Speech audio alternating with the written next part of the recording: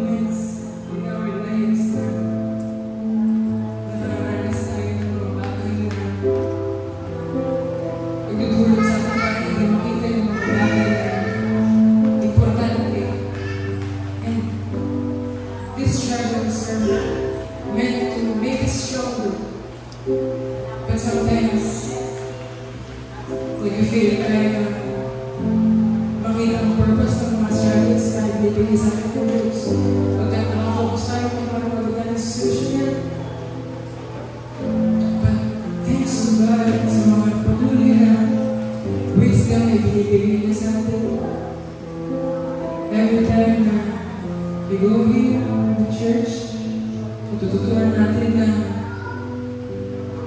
hindi tayo may kontrol ng buhay po natin. It is surely God na may hawak po sa ating mga kumaligaya. Yung 100% dependence natin sa ating Panginoon, dapat makikita natin sa ating mga sarili. Hallelujah. God, our Heavenly Father, we magnify your name. We adore your name, Panginoon. Maraming pong salamat sa mga kautuhan ng pagpuli mo. Ibinibigay po sa amin through our personal worship, through our personal devotions, Panginoon.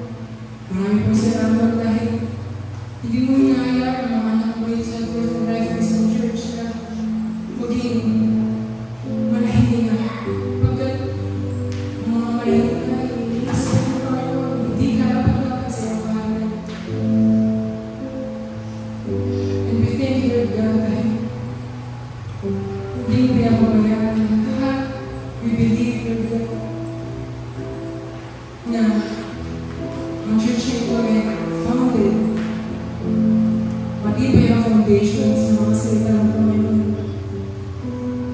Even with these struggles, problems, we believe na dahil sa mga bagay na aming pinatutunan before sa mga past struggles, this made us stronger.